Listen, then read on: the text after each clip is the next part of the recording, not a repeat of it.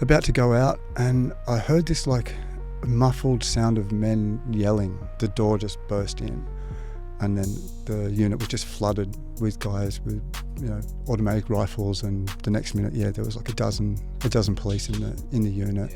I was nearly 40 at this point, and I'd been using ice, and for a long time I'd be in the bathroom trying to find a vein with a needle, and literally just tears dropping down, from my eyes onto the arm where I was trying to find a vein, and just hating myself. While I was in prison, she got sick with cancer. I was able to see her twice in maximum security. We were allowed to hug once, and she died a couple of years into my sentence. And that was really tough. There was just so much unresolved stuff, between us that we never got to resolve. So tell us about that experience and why it made a difference to you.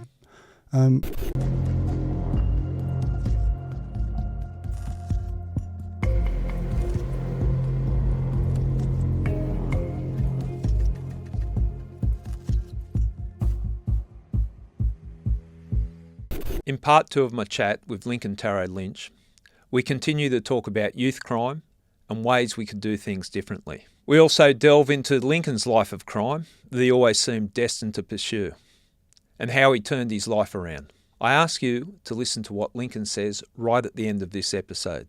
It's extremely powerful and needs to be heard. Lincoln, welcome back. Thank you. Part 2 of I Catch Killers. Yeah, awesome. I enjoyed the chat in part 1, same. And when I say enjoy, it was a pretty heavy topic that you talk about. You're talking about your childhood, and it's certainly not a childhood that people born into this world. You'd like to think there's a little bit more support and love for you. I did a podcast, as you know, with Claude Robertson the other day, and Vince Hurley. And there was an article that came out on the back of that that podcast, and talking about Claude and Vince. You know them both and you've got to know me, and just some of our views on crime. And there was a narrative, because we touched on youth crime like we did in part 1 in my discussion with you. And there was some feedback from the public that, you got to get tougher on kids. Oh, that's interesting. The parents should be responsible, and that seemed to be a real push on the feedback. Parents are responsible for their actions on their kids. In an ideal world, we'd like that to be.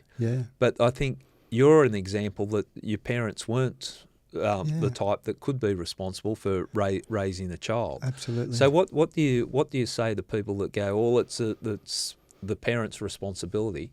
In your situation. And I think it's kind of fair enough, and it's an easy assumption to make.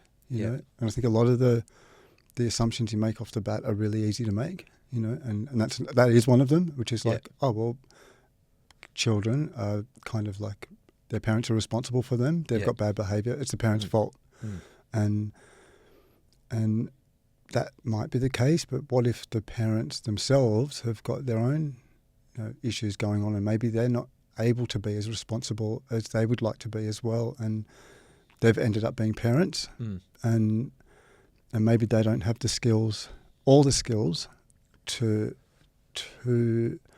raise the children in a way that kid's not going to get into trouble. And it doesn't mean that they don't have the ability to do it. And maybe but that is part of where the care that child needs. And we're talking about the wraparound service. And for a lot of these kids, that wraparound service includes their family as well. And so maybe, part of it is also helping the parents. Exactly. To help themselves. Exactly. So they can the actually do that. And because that's the ideal situation. Is that the child gets to stay with their parents, and they get to have a relationship with their parents, and the parents get to have a relationship with them, and they can be a support network for each other like they're meant to be. And that's going to be a big part of helping that child not keep getting into trouble and not end up, being a threat to their community and going to prison and this cycle continuing. It makes sense, but it's... with the narrative that the parents should be responsible. It's a bit of a simplistic and naive view. It is. I can see that from being a police officer. You can see that from living the life that you were grown up in. Yeah. It's not an ideal world, and sometimes the parents aren't there to support the children. And even some parents, maybe it's not necessarily their fault. Yeah. And there's other stuff going on with that child, like maybe the child's had something that's happened to them outside of the home that's got them in this having these kind of behaviours, and it's not the parents' fault, and the parents don't know what to do, and there's plenty of them. Like there was plenty of kids when I was homeless as a young person, and they had a good home. Yeah. But there was other stuff going on for them that forced them out. And even in terms of, like, we're talking about, like, the maybe queer kids that have been forced out of home, that's a perfect opportunity to be talking to the parents and for someone from maybe their community to help them, understand what's going on with their child and help them keep that relationship and keep them either, if not at home, at least have a healthier relationship. Because a kid with a healthy relationship with its parents is going to be a better behaved child. Most definitely. I get the sense talking to you, there's not, you understand that there's not a one thing fixes all. Definitely not. And I think, each kid's an individual, each Absolutely. circumstances are unique. Agreed. And that's the way we've got to approach it. It needs to be tailored to what that child needs. Yeah. I'm going to, and I did say up front, I'm going to keep referring to your submission to the inquiry, but I think it was so powerful, some of the things that were said. I'll just read out another quote, and then we can talk about that. But while locked up, I did not receive a mental health assessment, counselling, or meaningful help for planning my life after release. I was sentenced to community service and placed in a refuge. Here I was again assaulted by an adult I trusted. The experience fundamentally undermined any trust I had in the support professionals and was kicked out of the refuge for bad behaviour. I'll bring your attention to the first part. I did not receive any mental health assessment, counselling, or meaningful help to plan a life after release. No. Breaking that down. Yeah. How do you think that would have helped you when you're in detention, youth detention? Yeah, so that's currently a lot of children, when they're released, are released back into whatever circumstances they were in before they went to prison. And what do we think is going to happen? Exactly. Yeah. So if a kid's in an unstable home environment or maybe not at home, or they've got unaddressed mental health issues before they go in, and then they're just released back out, it's just going to, it won't be long before they're back in. And the stats show it. It's like 50% of kids go back. Right. Above 50% of kids go back. So I'm a big fan of therapy and psychology and because how else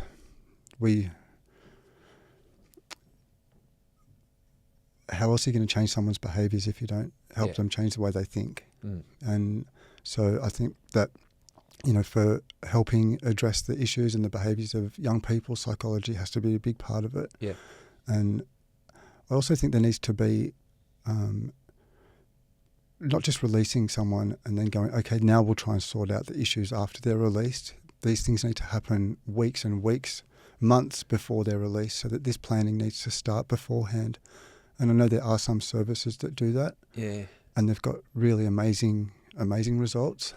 So it's like 12 weeks before release, they start like looking at supporting this child and working out what they can do to prevent them going back in. That's an important thing, because I could imagine, I can just see how the system would work. Everyone would be giving themselves a pat on the back that when Lincoln's released, he's going to have to see someone and do this and do that. That's right. But you're going to have an opportunity to fall back into old habits. Yeah. You need that sort of work done on you. You need a soft entry, a soft re-entry into society. Yeah. I was thinking about this last night and thinking for people that are listening. Yeah. If tomorrow you were exited from wherever you're living and from home or wherever you're living right now, but you don't have a mobile phone with you, you've got no ID, no money, no transport card, nothing at all except the clothes you're wearing. and no family or no one you can rely on that's going to help you get a home. Yeah. What are you going to do? Actually, really think about it. What are you going to do? Yeah. And that's what most people leaving prison face. Like half of people leaving prison are like that, including children. What can you do? Like what options have you got? I won't treat it as a hypothetical question. I'll treat it, okay, if I was put in that position, well, you got to eat. Yeah. So, and if you haven't got money, you can't get food from somewhere. You're going to steal it. You're going to get some money from somewhere. Yeah. You haven't got somewhere to sleep. Well, I'd be looking at breaking into a place somewhere that's warm and safe to sleep. Yeah. So I can see what you're saying. And you're not doing that because you're a bad person or you're trying to like hurt other people or take something from someone else. You might be taking something from someone else, but you're not doing it because you want to take something from someone else.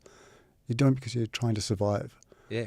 And that's the position we put a lot of people in, and then wonder why a few months later they're in prison. It's kind of strange. It's maddening. It is strange, but I think the way that people look at it, and look, I've got to put my hand up here as well.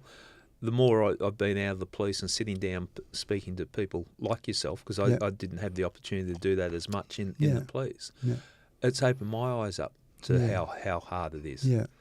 I always thought, someone I put away when they get out of jail and, they've done their time. Hopefully they'll turn it round, but it won't surprise me when they go back in or we're locking them up again. Yeah, and you think, the person's like, they've probably stopped using drugs while they're in prison. They've got a good opportunity.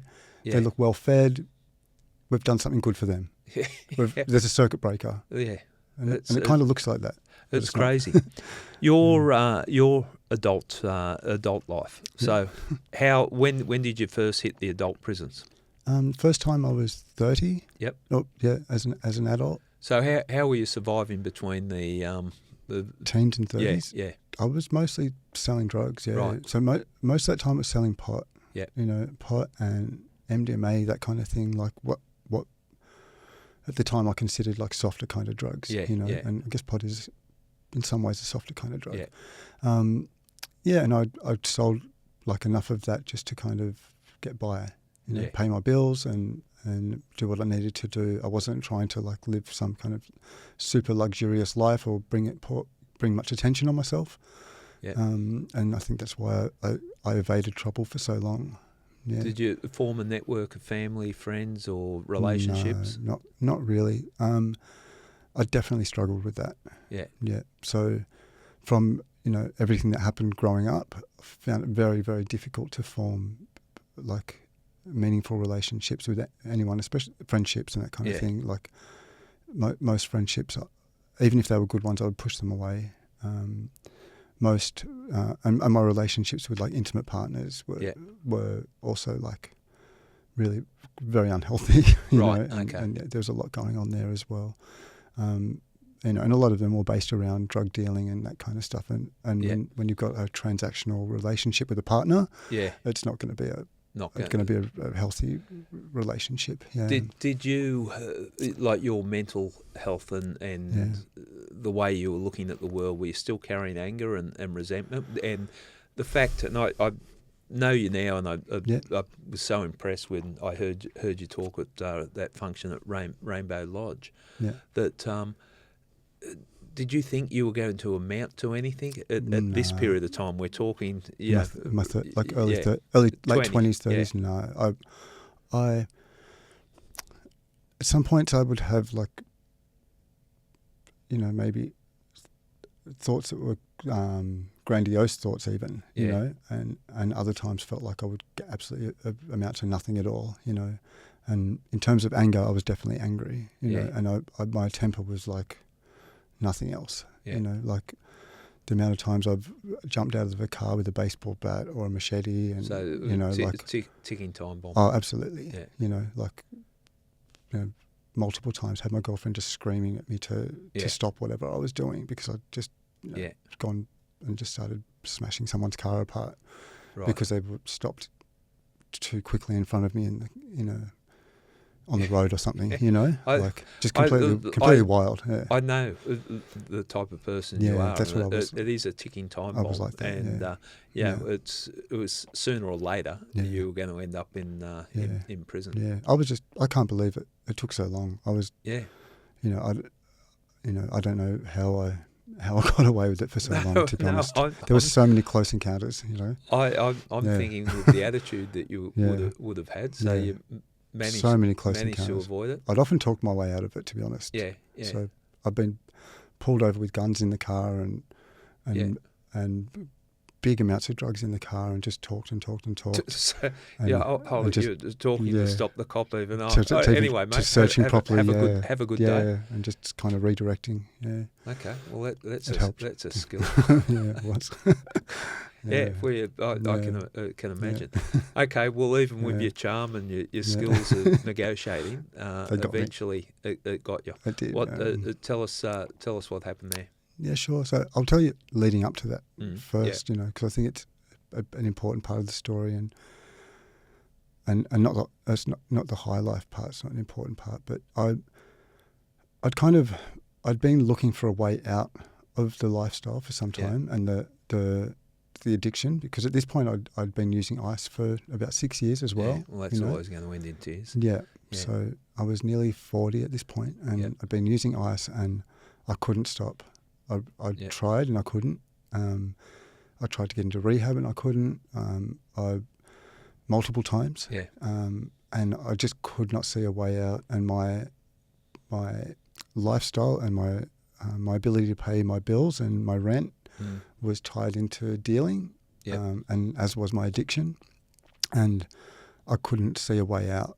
And I was absolutely terrified of becoming homeless. And this is something that even that stuck with me as an adult, this thought of like, what if I end up homeless again, which it is fair enough to be terrified of being homeless.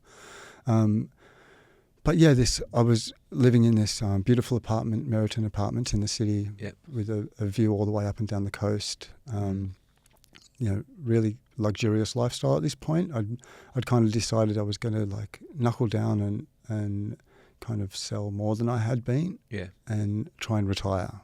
Okay. And the idea was like make a decent chunk of money, move overseas, detox, get on with my life, live like a citizen. Yeah, it never would have worked. Yeah, looking back, I would have ended up back doing what I was doing because there'd be no reason not to. Yeah, but that's the way I thought at the time.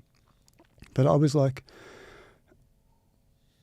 even though I had this like really, from the outside, really amazing lifestyle. It seemed like I had everything I wanted. Yeah. Hundreds of thousands of dollars. I could just do anything I wanted if I wanted. Yeah. Other than stop using ice. That was Yeah, and I remember for a long time I'd be in the bathroom, with the door locked so no one knew, trying to find a vein with a needle, and literally just tears dropping down, from my eyes onto the arm where I was trying to find a vein, and just hating myself. Absolute, so much shame and just absolute. I just loathed myself, and I knew what I was doing was wrong. Yeah. By this point in life, I'd learnt enough about who I wanted to be as a person to know that taking part in selling the drugs I was selling was wrong. Yeah. And that incongruency and that knowing that I was moving in a direction that was morally against my values, but not being able to stop was a conscience that was evolving, it was, because it was probably wasn't values that were instilled in you as a child. It wasn't as a child, but they evolved over time. But my behaviours weren't in alignment with my values. In the mirror, trying to stick a needle in your arm, and knowing that you're dealing these drugs, and you would have just been looking at a grubby. What have I become? A grubby drug dealer, addict, and knowing that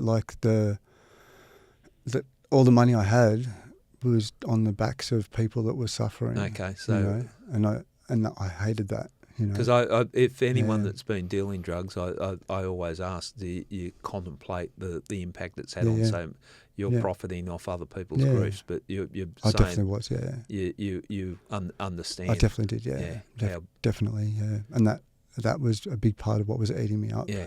And so funnily enough, I was praying a lot for a way out. Yeah. You know, and the way out wasn't the one I was praying for. So that whole thing of careful what you wish for. Careful what you wish for. Please, I can't do this anymore. Whatever. Yeah, help me out. Whichever God you're praying to. Exactly. Oh my gosh. Yeah, it wasn't. You thought that you were just going to get kick the habit and exactly. And I thought great, like maybe happily ever after. Good, cheap tickets or something overseas, or like somewhere nice to stay. That's okay, what I was praying for. Your prayers were answered, but not in the way that you expected. Yeah. What happened? So it was one morning, beautiful sunny morning, January. You know, the sunlight pouring into the apartment with these floor-to-ceiling windows. You know, and I was just getting ready to go out and buy like a kilo of MDMA, which was like a kind of normal thing to do on an 8 a.m. in the morning. Yeah. And it was just a really nice, chill morning, top of the world. Other than the addiction stuff, but I felt good that day, you know. And about to go out, and I heard this like muffled sound of men yelling. Yeah. Just this strange sound I hadn't heard before, like lots of men yelling, you know. And before I had a chance to kind of work out what that was, the door just burst in, and then the unit was just flooded with guys with, you know, automatic rifles and tactical gear and what have you, you know. And the next minute, there was like a dozen police in the unit, and you know, I was pinned down. My partner at the time was pinned down, and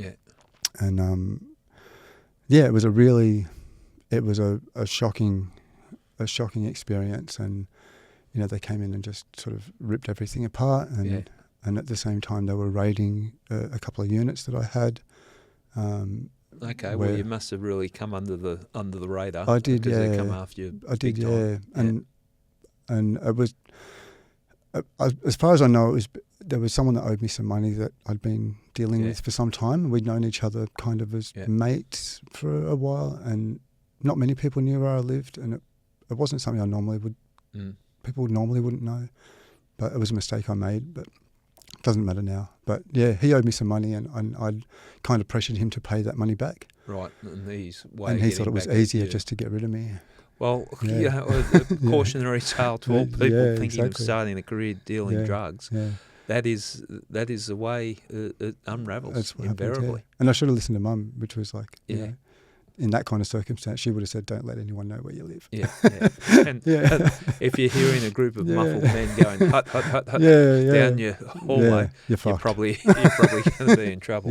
Look, we're laughing at it, and I know that sort of cheapening it, that you understand the life that you're living was not a good life, and it's you know, if a system has worked, at least if this is a starting point of change. Yeah. So, and it was also, like, I'm laughing about it now, but it was one of the worst experiences of my life. Yeah. You know, like going back to the cells afterwards and sitting in the cell and just realizing that I don't know how many people have made mistakes, big mistakes, that they wish they could turn back time, you know, and if you know that feeling, you know when you've done something, and you I think most of us you go, fuck, I wish I could turn back time, and that realization that there was nothing I could do to change the course of history and change the direction I was moving in was really distressing, and you know, and I cried, and I was in the cells, and I was like, fuck, I don't know what's coming, but I know I'm going to jail for a long time. And I doubt you wouldn't have got bail? Oh, definitely not. Yeah. No, definitely not. Okay. Yeah. And what did you end up getting charged and convicted of? So there was a bit over a kilo of ice, about 60 kilos of GHB, a couple of firearms, a substantial amount of money. Yeah. You're not getting weekend detention? Oh, definitely not getting weekend detention. Yeah, it was a lot. What? How long did you end up getting? I got 6 years. Yeah. Yeah. Tell me about your prison experience. It was, like, for everyone, it's tough. It's tough, and anyone that says it isn't is lying. Yeah. You know, some people might get used to it in a way, but I definitely didn't get used to it, and a couple of years would have been easy. Yeah. You know, that I would have done that quite easily, and I would have come out and kept doing what I was doing. Okay. You know, because it would be easy. But 6 years was, it was tough. And realizing that the life that you have and that the people you know and all that kind of stuff is just literally over, and realizing you've been ripped out of that, and having to come to terms with that. For me, and this happens to a lot of people, some of the relationships that you have come to an end while you're in prison. And for me, that was with Mum, you know. Yeah. And so even though I actually hadn't seen her for 10 years before I went to jail, but I still loved her, you know.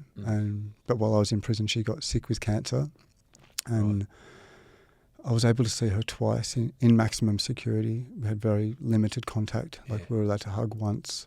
You know, I'm told to stop hugging and that kind of thing. And that's tough. Yeah. And and that made made prison tough. In jail, but it doesn't take away from the human human emotion of how tough that is. Yeah. Yeah. And she died a couple of years into my sentence. Yeah. And that was really tough. You know, there was just so much unresolved stuff, you know, between us that we never got to resolve that we really probably could have if we sat down and talked a bit. And that's something I definitely regret not being able to do, but there's nothing I can do about that now. Did you keep yourself out of trouble in prison? For the first couple of years I did. Yeah. Well, the first year and a bit I did.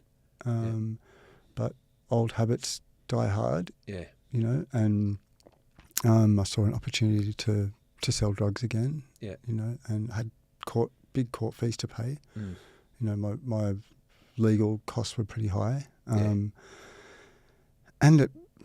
it's what I knew, and it kept me occupied, and I did, you know, I sold different drugs for a couple of years. Yeah.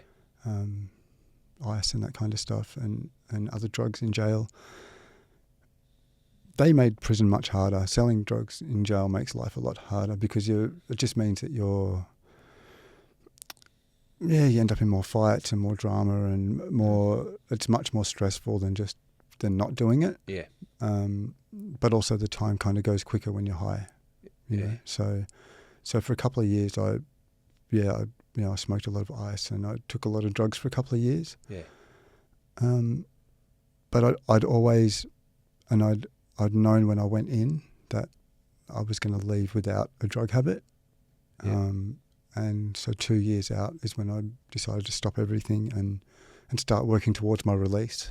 Yeah. So I quit. How hard would that be to do in that environment? It was difficult, but I really had enough of it by then as well, you know. But I didn't like being addicted, you know, and it still went back to those same feelings of addiction, and which I didn't want. And I also enjoy training and feeling healthy and that kind of thing. So it was actually pretty easy to stop. Right. Yeah, because ultimately, like, it feels better to not be addicted to anything and to feel healthy. Ultimately feels better. Yeah. So 6 years you're due to be released. Yep. Is that where you came into contact with Rainbow Lodge? Yeah, it sure was. Yeah. And I think this is what when I'm talking about the people being released into homelessness and the challenges that people face, and the real challenge. It's definitely not theoretical from my point of view. It's something I've experienced. And yeah, like when I left, I literally left with a plastic bag. That scenario I put to you before of no phone, no ID, no money, the clothes you're wearing. That's how I left prison. Not the support group of people in family or... No, there was no family by then. You know, mum had passed, my grandmother was almost passed. My sister doesn't want a relationship with me. Yeah. So there was no family to support me. But I left not knowing what I was going to do. I'd been paroled to Rainbow Lodge, but I didn't know what to expect. Yeah. Thankfully, I went there. Okay. Thankfully. Oh, my gosh. It was... If I didn't, I was going back in. I'm a big believer in what's done there. And Rainbow Lodge, if people that might have heard Claude Robertson on the program talk about it, and by God, he talks. No wonder politicians are scared of him. Yeah, true. Once he's got your ear. I heard you say yesterday maybe he should go. Has he thought about politics? Yeah, I can see it. Yeah, I can see it too. Yeah. But it's a residential program that helps men like Lincoln here who re-enter community after prison. Yep. So tell us about that experience and why it made a difference to you. Sure. So, like I said, I was leaving, and my options were insecure accommodation, maybe a boarding house or something like that, very temporary accommodation, or Rainbow Lodge, which was a potentially 3 months of accommodation with support. And I didn't actually realise how important the kind of support they were going to give me would be. Yeah. You know, as someone who hadn't really had to go to parole much before or navigate that kind of post-release responsibilities. Yeah. And also someone who'd never, since I was a kid, had to deal with having no phone or no ID or no money, because I'd had money my whole life, and never really had to not have money since I was a kid. So I was always used to having those kind of resources, and coming out and not having any of those things, those are the kinds of things that Rainbow Lodge does provide people, and it actually works. And you don't realise how important it is to have someone help you get your phone connected, and someone to go with you to a bank to help you get a bank account. So these little things that they make such a big difference. Yeah, because just getting a bank account, you need to have emails sent to your phone, for example, to set your account up, to set your online banking up before your card arrives, for example. You need ID, and thankfully at Rainbow Lodge they've got relationships with the people at the local bank, which helps it run a bit smoother as well. But that first couple of weeks of landing, it was about getting to my parole appointments, getting my bank account set up, getting a Medicare card, a healthcare card, getting Centrelink sorted out so I had some kind of income. And you've got people there helping you. Yeah, that's what the support workers do. Technology. You step away for 6 months, you'd be left behind. 6 years it was. 6 years. You have no idea what they're talking about. I didn't even know going to pay, like tap and go pay was different, because I hadn't really done that. I'd lived with cash for such a long time as well, and things like that had changed so much since being in. And catching public transport, I was like, what's an Opal card? Why do I need an Opal card? Can't I just pay when I get on? Okay, and we laugh, but you got people that, and this is probably an important point, that you've got people that are released from prison that could go either way. And we've got this ridiculously high recidivism rate where people go back in. Thousands I can of understand coming out there, you're carrying all the baggage from your childhood, you're carrying the baggage from your time in prison. Yeah, anything could set you off pretty easy. It's so easy. I could imagine just stuff this. I don't even know how to, like Opal card, like as simple as that is.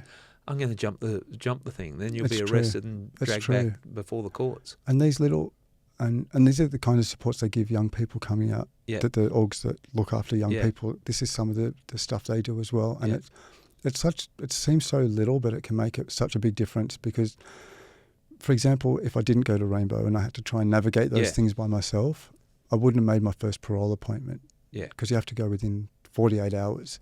Yeah, I'd be trying to find somewhere to sleep, or trying to get the bank sorted, or Centrelink. I wasn't be going to parole. So you've automatically breached. Paint us a picture of what Rainbow Lodge is. It's accommodation. You've all got to have your meals together. And it's men that have been through what you've been through. Yeah. And so people that have walked the footsteps and can guide you. So talk us. You come out. You're carrying your little plastic bag of worldly belongings. Yeah. And you rock up there. How are you met? So it's this big old terrace house in Glebe. Yep. A 2-story terrace in Glebe, and with 10 beds, 8 rooms, 10 beds. And, you've got a group of men from 18 to 50s, generally, living there, all with a high chance of reoffending, basically. So to be eligible, that you have to have a high, something called an LSR, which is like it's a rating that the jail gives you when you leave, that says they think you're likely to come back. Right? Okay, well that's a good testament to Rainbow Lodge in that they're not sending people that have already decided to go down the straight and narrow. These are the only ones that everyone's thinking you're going to come back. We'll see you in 6 months. And that was horrible when I got that as well. When I saw that, what's the rating? Thankfully, I had it because it meant I was eligible. Yeah. But when I got it, and I felt like I had a good chance of making it, and doing something with my life, and then parole says, we actually think you're coming back. And what's it called? I think it's called the LSIR or the LSI. It's it's a rating. Yeah. And they look at your behaviour over the time you're in. And they said you're most likely coming back. Coming back. Okay, so that's how you got there. Yeah. And then you get there and you're living with a group of men, and you've got quite a lot of autonomy compared to like a rehab or something like that, where it's very structured and very monitored, micromanaged. Yeah. Here it's much looser than that. Because we're trying to teach the guys to have autonomy, but also to live it in a group and to reintegrate, and that's hopefully the goal over that 3 months. That softer landing, it's about helping the men reintegrate into living by themselves. Yeah. And not going back. And so I would imagine teaching you social skills and my observation of Rainbow Lodge, what I see, it's almost like people want to do the right thing because it would be shameful not to take advantage of what's on offer there. It's such a massive opportunity that people are given when they go there, and it's unfortunate that there's not more places like Rainbow Lodge. Oh, I 100% agree. And you've got the force of nature in Claude that keeps everyone pointed in the right direction. Yeah. But little things like having a meal together, and I suppose people could look from the outside and go, well, what's that about? But that's learning to communicate, learning to socialise. It's true. So you're not sitting in your room just getting angry and confused by... It's true. Yeah. And so much of prison you eat by yourself because you're locked in, and they deliver the meals to the room and you eat by yourself a lot of the time, or maybe with one other person. And it's a time for the guys to talk, to get together and talk to the support worker, whoever's working that night. And when I was talking about that kind of wraparound services, and that's something Rainbow definitely provides, because there's psychological services there. So you get access to psychologists. So all the residents will see a psych once a week while they're there. There's support with all those things like the banking and all that kind of stuff I've just talked about. Yeah. For the Indigenous guys, there's a lot of cultural activities and connecting with elders and spending time on country and people there to model good behaviour and model behaviour of men as well, and this is stuff a lot of the guys have never had an opportunity to do, and it works. It actually works. And I was so blessed to go there. I can't imagine what my life would have been like if I didn't have that opportunity, but I can imagine I would have gone back in. And so you spent 3 months there? Yep. And where did you go from there? What happened after that? Fortunately for me, and a lot of the time, the goal is to try and find the men either semi-permanent or permanent accommodation, but some kind of stable accommodation once they leave. That's not always possible. Yeah. But that is the goal, and and I was fortunate enough to get government housing. Yep. So I got government housing in Redfern, which is where I was kind of living before I went in a lot of the time anyway. And so after about 3.5 months, I moved into a government housing place in Redfern, and Rainbow Lodge helped furnish it. They they do some work with another org, Relove, and some other places that help with furnishing, and they did that, which, you know, I was really, really thankful for. And I was able to, for the first time in 6 years, have a place that I could say was my own and was a safe place to be, and start thinking about what next. And to me, it seems like a more real environment than your little smoke and mirrors drug dealing empire. Absolutely. And you got people that are genuinely there to help you. Absolutely. Without any benefit to themselves. That's right. It was not transactional. And that must, from the childhood you've come from, where the neglect that you suffered, and it must have been something completely foreign to you. Absolutely. And something else Rainbow Lodge does, which a lot of other rehabs and other places don't do, which is the ongoing outreach support afterwards for up to 2 years. And what form does that come in? So that means that the men still have access to Rainbow Lodge as a service, and the caseworkers. They can come and have dinner if they want, just drop in and have dinner, and it's a place to touch base if they need help with some medical issue or some other administration or something like that that they're having difficulty with. The caseworker can still help them. So all the guys that leave and go through the program, they'll have a caseworker who becomes their outreach worker. Yeah. And for me, that meant afterwards there was somewhere I could touch base and somewhere I could reach out if I needed help, you know. Okay, so I did need that a couple of times. The times where you're losing your way. No, I wasn't losing my way, but I had some medical things that had been unaddressed when I was in jail. Yeah. And you know, one of the things was I needed to be picked up afterwards. You know, because I was going under general anaesthetic. Oh, right, as simple as that. Yeah, again. and it's like, well, what am I going to do? I can't just call it Uber. Yeah. You know, and Claude came and picked me up after the operation, and they helped pay for it as well. You know, so because I was living on Centrelink at the time and couldn't afford that. So, I remember sending a message one time. It was about 6 months after, and saying thank you, and just that they're like, in a way, like a surrogate family, I guess. They fulfill that role. Yeah, you know? And it doesn't mean they get hugs off everyone. No, but I don't think there's the kind of support, shame in saying that, because it's almost like the family you've been looking for. That's right. It's they're reliable. Yeah, and that's what a family should provide, and that's something that you didn't have. Absolutely. When you're growing up.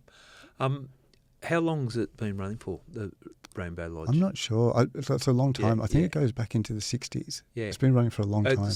Clearly, and I see at the functions that I've attended a few times with the heavy hitters there, the politicians, judges, and all sorts of people supporting it. Yeah, there's a lot of goodwill towards Rainbow Lodge. Yeah. So it must have the runs on the board in being successful. Yeah. A funny thing, it works. Why it can't be on a larger scale? But tell me, I don't know. I was looking up something the other day. It's a bit of a gripe of mine and just seeing where money's spent in other places. Yeah. You know, and people think government's always talking about government money being spent. Yeah. But it's taxpayer money being spent, right? It's not government money. It's taxpayer money, and I think as taxpayers we have the right for a safer community, right? And for them to do what they can do to give us a safe community and do the best job they can do. And I always hear them banging on about the science. You know, when it comes to the climate, it's always like, listen to the science, to the science, right? Yeah. And okay, we'll buy into that. We'll listen to the science. Yeah, that's a reasonable way to push a point. But what about the science of recidivism and incarceration? Yeah. All the stats, government stats, tell you it doesn't work. Yeah. So why not listen to the science there? You know, and it just... And for me, when you look at the stats of somewhere like Rainbow or places like rehabilitation services, which are also desperately needed, you know, because I think drugs is such a big driver of crime. You know, so these are the things we need if you really want to make safer communities and prevent crime. These are the things that need to be funded, and it's not a left or right thing. It's a do you want a safer community? I think that's the narrative, and that gets lost in the telling because people go, "Oh, we're getting soft." Who cares what happens to them when they're released from prison? Well, you care when it's your car being nicked. Well, right? Stupid. Yeah. If they fall back into crime, we should all care. I see even round Glebe where it is, the neighbours are supportive of it, which is a big. That says a lot. Absolutely because does. You're having all these ex-cons come here. Well, we don't want them in this neighbourhood, but they're supportive of it. Absolutely. So that says a great deal. On that, I remember Claude talking about one time of an older lady down the road coming and dropping lemons off for the guys, you know. Yeah. And there's a cafe up the road that puts a breakfast on once a week, and it's amazing. And little things like that. How important is that to someone like yourself that haven't seen that sort of gratitude provided? It is, and it's evidence that the people around you and that other people, that there's good people out there. And because when you're operating in the world of crime and in prison, it's very easy to think that everyone is out to get something from you, and that you can't trust people, and that people are inherently not good, you know. And when you come out and you start, if that's, for me it was working and studying and that kind of thing, or if it's when you look at the community around you and see how accepting they are, and you start realising that there is another way of living, and that there's another way of being, and even that the way that the community responds to Rainbow Lodge is an indication that there is another way, and that people, I think, are inherently good, It makes a difference having that mindset. Education. You started studying. And what are you doing, and how did that come about? Yeah, so I'd wanted to study my whole life. Attempted a number of times, failed dozens of times, at least a dozen times. Too hard. Felt like you were too far behind. Exactly. I'd start TAFE. I don't know how many TAFE courses I started and dropped out of. And something would come up, whether it was my mental health or some kind of barrier, or I would just get bored really quickly, and I just couldn't stick it out. And there was so much evidence that I couldn't stick it out. It was soul crushing, you know. But coming out of prison and at Rainbow, and having this period of abstinence, I really felt like I had a good crack at it this time and could do it, and just really single-minded about completing something. And I had also decided I wanted to work in the community service industry and give something back. Especially after that time in Rainbow, that really solidified for me that this is the industry I wanted to work in, and that my history might actually be a benefit to the people that I'm working with, Definitely. And so I thought, this is what I can do, and turn what's been a pretty tragic life into something positive, you know. Tragic up until then, and so I did community services at TAFE, which was such a fantastic experience for someone coming out of prison, to get to spend time around people that I normally wouldn't get to spend time around, a lot of international students, other people that, really wanted to give back to community. And it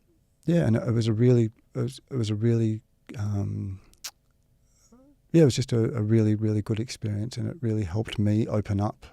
And I'm not sitting here laughing at you. I'm laughing with you in the fact that you're seeing there are good people out in the world. Yeah, absolutely. It's taken you to your absolutely late 30s, mid 30s, where you're 40s. 40s. You're seeing good people in the world. Yeah. And I would imagine studying, getting qualifications, passing stuff must raise your self-esteem. Yeah. And so it was like, once I did that, it's like, what next? Yeah.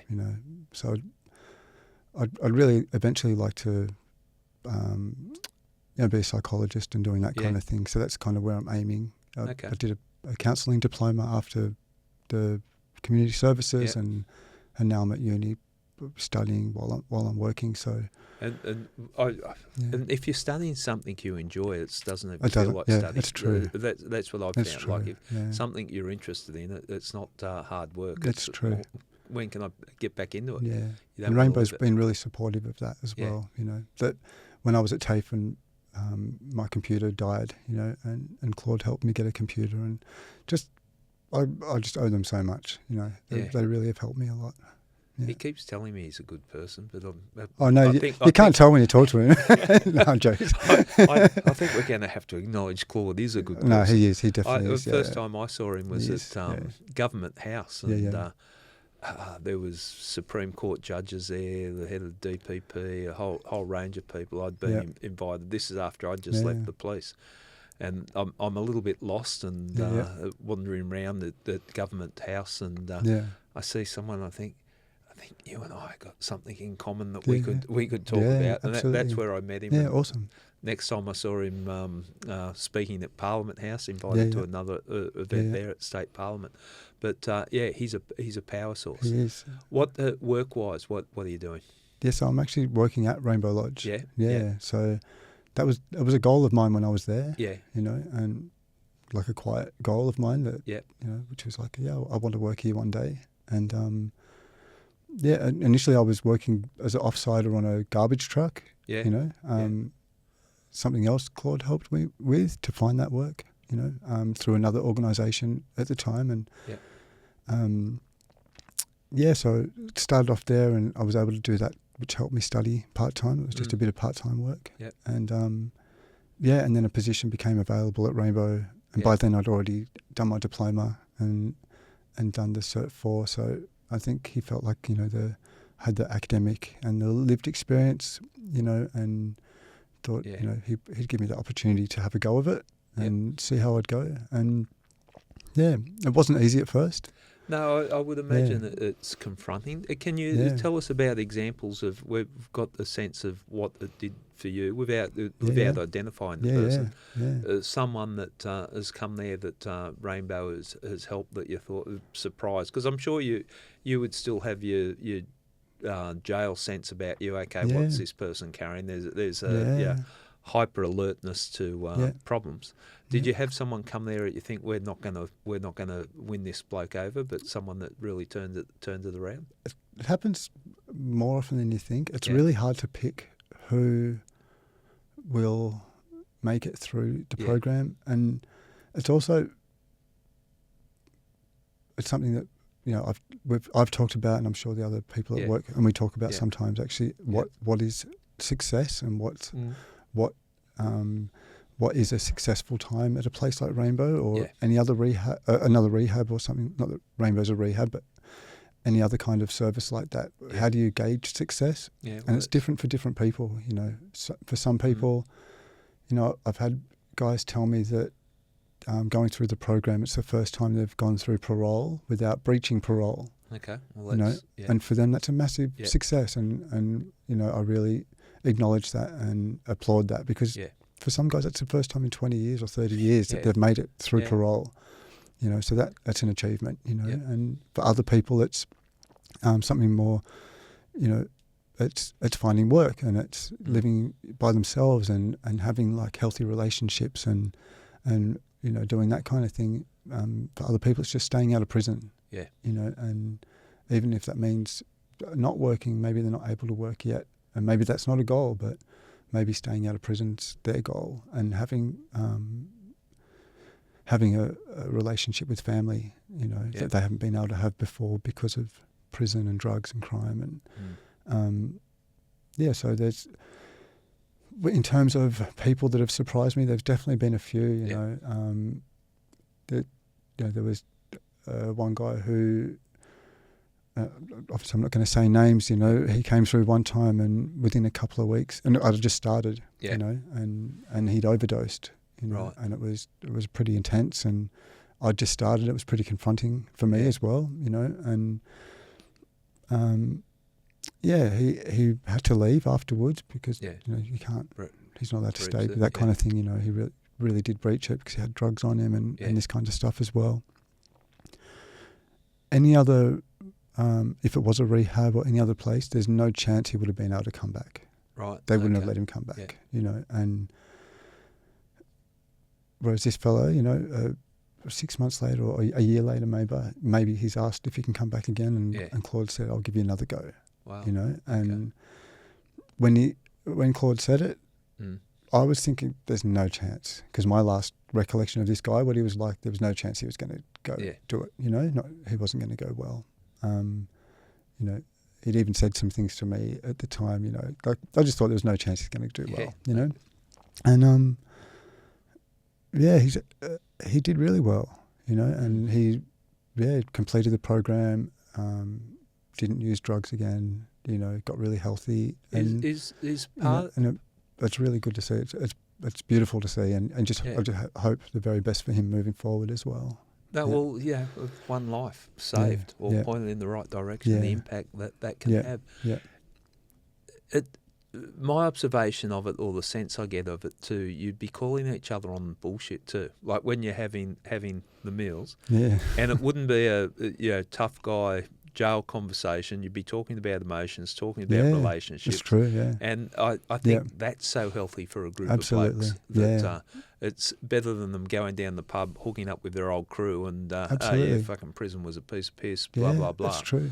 You'd be blokes there that I would imagine there'd be some interesting and very honest and emotional conversations around the meal table. And that's another thing that happens at Rainbow. There's one of the other support workers does the role I do, also runs a men's group. Yeah.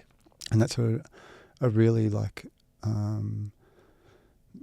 time where the guys sit down and they're really open and talk about their feelings and things that are going on for them, and really open up in a way that they probably haven't, some of them maybe ever. But so there's, I know Claude talks about it, and I can't remember the exact terminology, but it's like we'll try and provide a whole bunch of services. Like there's music therapy, there's art therapy, there's psychologists, there's day trips, there's dinner, there's the time spent with like incidental counselling, there's like the time spent as a group, there's the behaviour management, there's all this different stuff going on, and it's like if some of it gels, you can't expect all of it to gel with everyone, but there's the gym as well, there's all these different things, and you just hope that some of it will gel, and even if a couple of those things kind of make an impact, they can really help change it. Make the difference. Yeah. Well, I hope it continues on.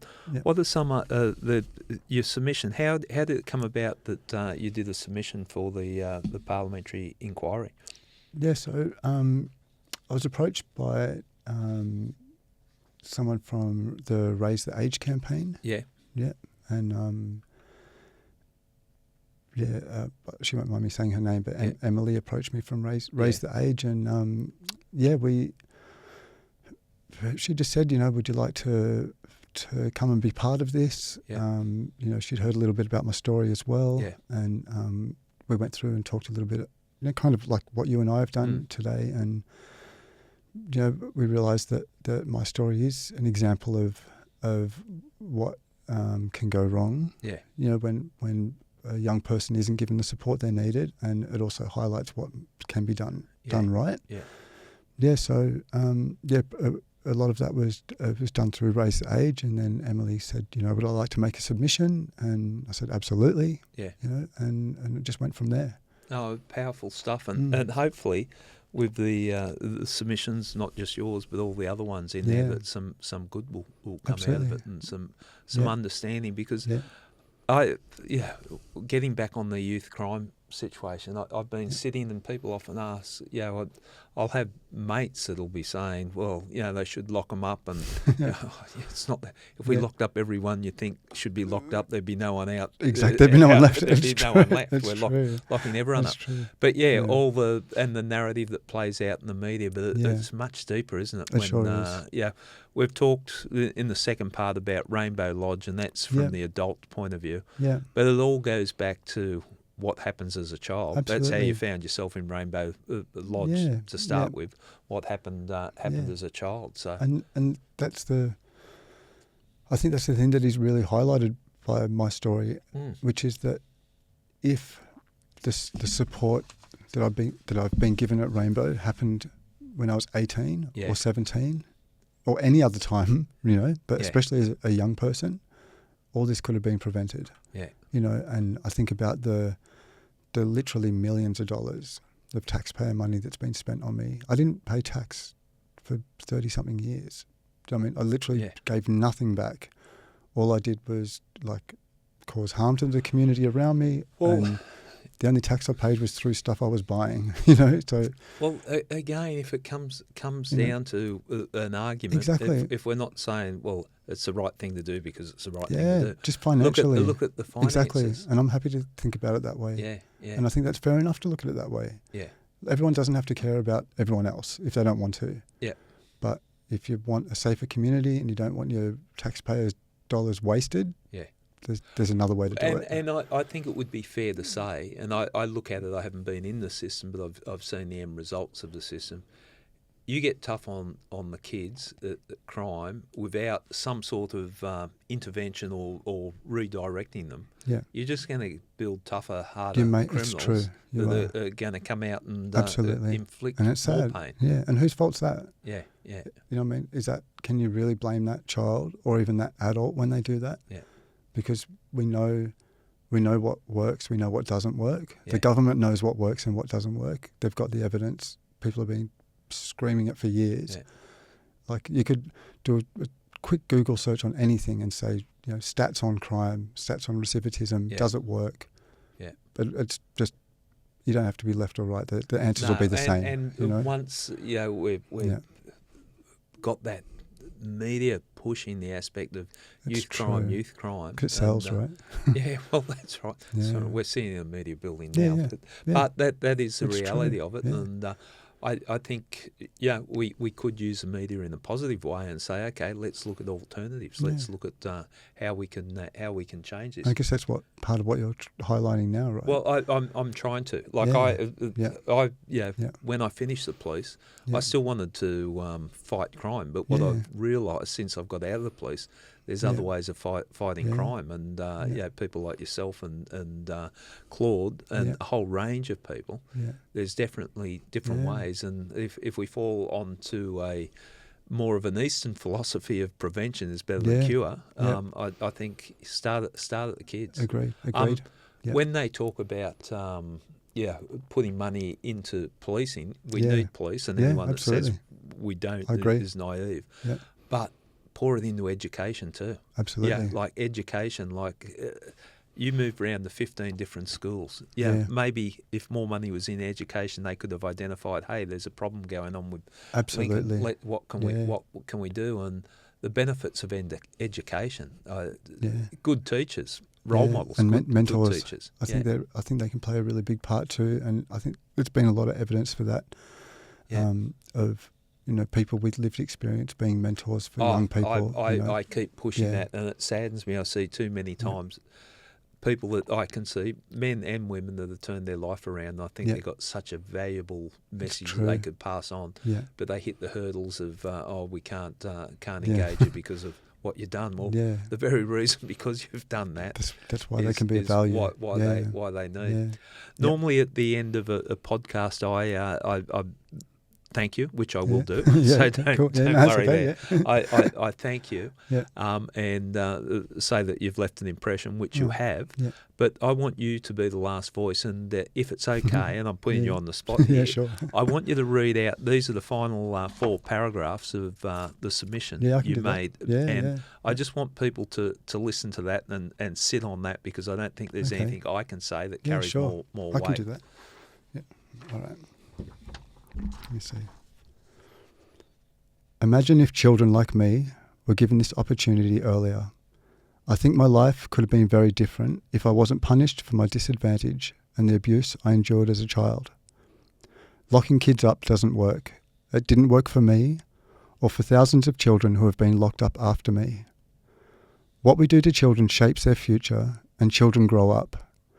We should remember they are part of our communities.